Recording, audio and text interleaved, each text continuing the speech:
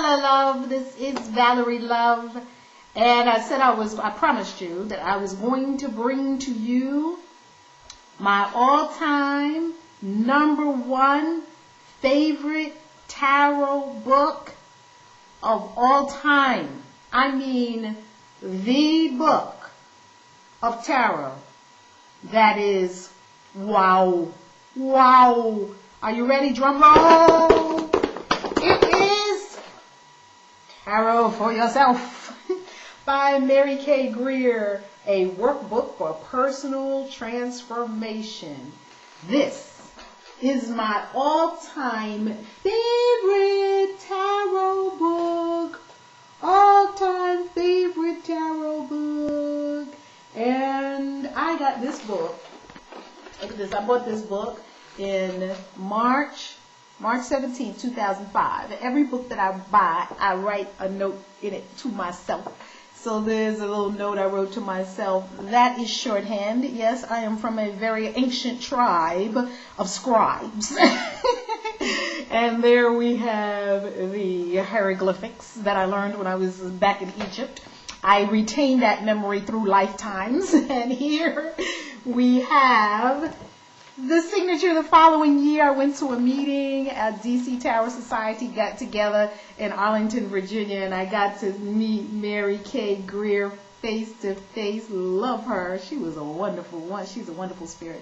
And let me show you her wonderful inscription there to me for Val. Oh, don't you love that? Look at that. November 3rd, 2006. So I have been working with this book right now. It is September 12th, 2012. I have been working with this book for 6, almost 7 years. To March of 2005 to now. I have been working with this book over 7 years and I'm still not done. What kind of book is that it takes you 7 years to read it? Or maybe I'm just special ed. It takes 7 years to work through a book. It doesn't take 7 years to work through a book, but I will tell you, it's taking me that. I might be in this book for life. I may be in this book for decades, okay? So let's talk about why this book is so powerful. Well, I flipped it open first. You get to see, oh, this book is all written up. I got all kinds of stuff written in here. I have worked these processes. Mary K. Greer, mwah, God bless you. I love you, because when you created this book, while you were channeling some good high-level stuff, I got to tell you some wow.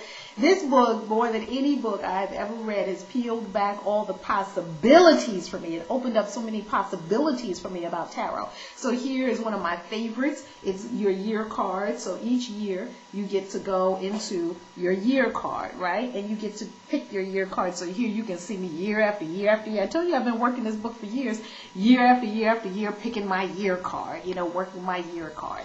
And determining what all those influences mean for the year. And then over here, you've got your personal tarot symbols for guidance and inspiration. That's beautiful too. I worked all those processes, all your beautiful tarot inspiration for personal guidance and all my notes. Yes, my hieroglyphics from the caves from the temples of Egypt and the caves where I lived too in another life. And then we've got over here lots of notes that I took to myself. Let's look further. In it, it also has, look at this exercise. I've got a meditative exercise in here, and she has empty space in there where you can write and fill it out. I love, love, love that. I love here she's got which deck to choose. So there you've got it. Right there. What does it say? Which deck to choose. I love that. And then let's also look at the table of contents. And this is what I love here, the table of contents. So here we've got getting acquainted with the cards, the tarot journal, how to keep a tarot journal. She was actually one of my inspirations for keeping a tarot journal. And in another video, I'm going to show you my very first tarot journal. I looked at it on Saturday, this past Saturday before I went to the meeting of the DC Tarot Society. I could not believe it. My absolute first tarot journal. Delicious. And then she goes into the Celtic cross spread, of course, the court card personalities, a rich, rich, rich table of contents. And here's the other thing that I love about this book. It's got so much that you can work through. This is a workbook of personal transformation. This is not just a book that you pick up and read. This is a book that you work through and you come back to when you have a problem. Here is a Tree of Life spread, and here's me working through that and underlining that and studying that. And then you go over here to the other portion of the book, and what I love about it is that she's got, of course, what the meanings of the cards are. So, of course, she's got all the meanings of the cards, and that's important stuff. What I love about it is that when she gives you the meaning of a card, let's go to my birth card pair. So we've got the Emperor. I was born under the Emperor, influence of the Emperor. So if you go and you look at her her breakdown of each card, what you'll see is that she's got the Emperor, number 4. Then she's got the Hebrew correspondence in the Hebrew language. And then she's got the astrological correspondence. So the astrological correspondence, and we've got the Hebrew language correspondence. And then what she then shares with you is the meaning of it. Once she shares with you the meaning of it, then under that she's got the reversed. So here, if you take that card and then you take the card reversed, okay, so there you see the reversals. And then if you come down here, she's got questions to answer. I love this part of it. So with the Emperor, for example, where do your ambitions lie? That's a good question. What are you organizing, building, doing? That's a good question. What kind of emperor are you? Energetic and imaginative, or rigid and unreceptive? That's good to examine yourself. Who is establishing guidelines, partnerships, and structures in your life? Who has the power and authority, and how is it being used in your life? Isn't this powerful stuff? Then she's got, one of my favorites, a sample affirmation. Look at that. Sample affirmations after the questions to answer. Here's a sample affirmation. I have the power and discipline to achieve my highest ambitions. That's the Emperor affirmation, a sample affirmation. Say it with me.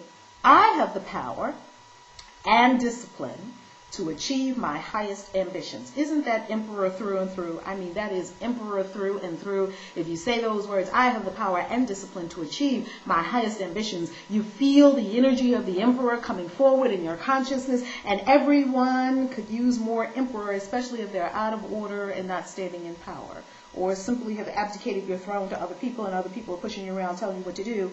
No. Call up your inner Emperor. And that's the beauty, what this book helps you to do. And then if you go in the back, look, it's falling apart because I have just worked with this book. I'm telling you, 7 years. 7 years. Okay, let's go to the back. And here's one of the things I love. She's got a table of correspondences. And correspondences are very important. Why are correspondences important? Because the deeper you go into the ancient mysteries, the more correspondences you will notice. You'll notice that there's correspondences between Kabbalah and Tarot. You'll notice that there's correspondences between alchemy and Tarot. You'll notice the correspondences between Tarot and astrology. You'll notice the correspondences between herbs, Tarot, Kabbalah, astrology, and alchemy. You will begin to notice correspondences. And why is that important? Because when you begin to notice tarot correspondences, you begin to see that the universe is all weaved together in a beautiful way, and you get more awe in your life, and you begin to understand that all is one. It's not all these different things. It's all is one.